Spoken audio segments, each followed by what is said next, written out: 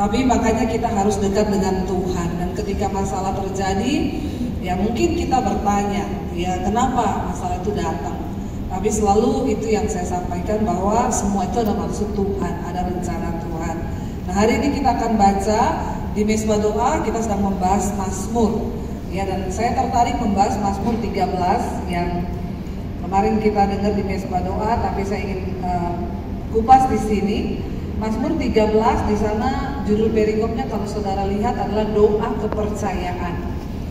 Ya, ini doa kepercayaan dari Daud. Mazmur 13 ayat yang pertama untuk pemimpin biduan Mazmur Daud. Ya, ayat yang kedua saudara lihat di sana.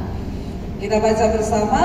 Berapa lama lagi Tuhan kau lupakan aku terus-menerus? Berapa lama lagi kau sembunyikan wajahmu terhadap aku? Lanjut, berapa lama lagi aku harus menaruh kekhawatiranku dalam diriku dan bersedih hati sepanjang hari? Lanjut, berapa lama lagi musuhku meninggikan diri atasku?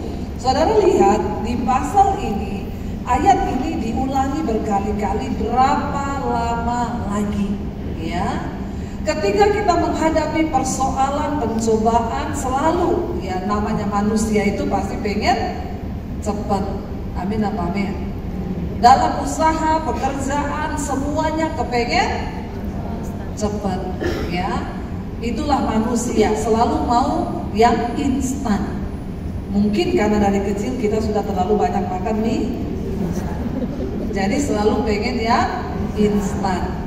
Maunya semua cepat, ini cepat, itu cepat, ini cepat, itu cepat.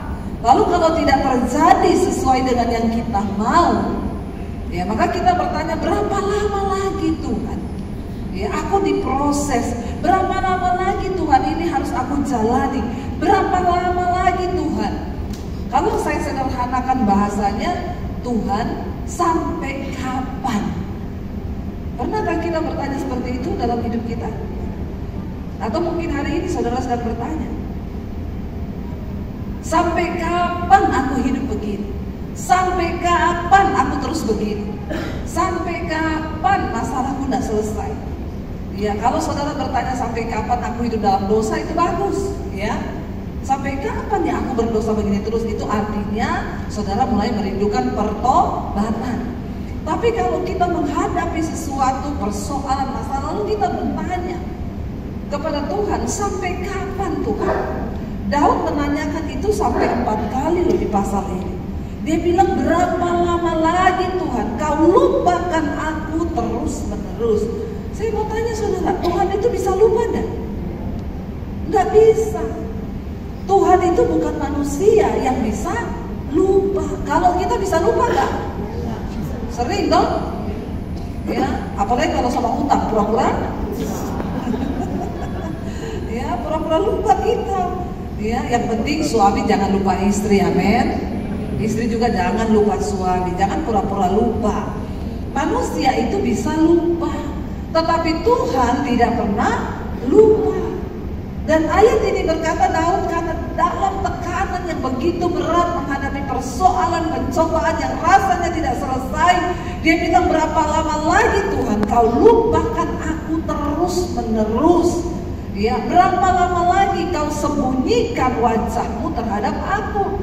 Seringkali di tengah persoalan hidup yang berat, kita itu seolah-olah Tuhan itu menyembunyikan dirinya. Seolah-olah kita nggak bisa melihat janji Tuhan. Seolah-olah kita nggak melihat ya firman-Nya digenapi. Seolah-olah berapa banyak orang Kristen yang berkata, Bu, hari-hari ini saya sudah nggak mengalami Tuhan. Doa saya terasa kering. Hidup saya terasa hampa. Saya ini udah gak pernah nangis. Ada di antara saudara yang 1 bulan ini gak nangis? Gak usah lama-lama, 1 bulan aja saudara gak nangis. Ya, bahaya loh saudara. Ya, ada satu ahli kejiwaan berkata, orang itu kalau menangis itu tanda bahwa emosinya itu, dia sudah bisa mengendalikan emosinya dan emosi itu stabil. Ternyata orang bisa menangis itu saudara, itu adalah salah satu tanda bahwa dia bisa mengendalikan perasaannya. Justru kalau saudara nggak bisa nangis itu bahaya loh. Ya, karena itu kita perlu mengalami Tuhan. Orang kalau mengalami Tuhan dia nggak bisa tahan, dia nangis. Kita nih kalau nyanyi, saya tuh kalau nyanyi saudara menyembah Tuhan tuh saya pasti nangis. Kenapa? Ya nangisnya bukan karena besok jatuh tempo Tuhan. Jangan ya nangis kalau jatuh tempo, jangan ya nak ya. Tapi kita nangis karena ingat Tuhan itu baik gitu loh. Amin. Tuhan itu luar biasa. Tuhan itu dahsyat. Apalagi kita cari di hidup ini saudara. Saya bisa membayangkan orang yang hidup tanpa Tuhan itu menderita. Karena yang kita cari itu di dunia ini bukan hanya sekedar kekayaan. Banyak orang kaya yang hidup tanpa Tuhan. Ya, saya bertemu banyak orang kaya. Dan kadang-kadang saya bilang sama suami saya, dia kaya ya, tapi kasihan loh hidupnya, kasihan. Karena tanpa Tuhan, saudara kaya pun, orang sekaya apapun kita ini sehari makan cuma 3 kali kan? Ada di sini yang 6 kali makan? Itu siluman pasti. Kalau kita udah umur begini bahkan sehari 2 kali aja badan tetap mengembang loh. Udah ditahan-tahan setengah mati. Ya, kita makan apa aja sekarang cuma dikit rasanya kenyang loh. Betul nggak saudara? Atau cuma saya yang begitu? Saudara begitu juga kan? Jadi saya bayangkan orang itu kaya, sekaya apapun juga, ya dia juga makan itu ada takarannya.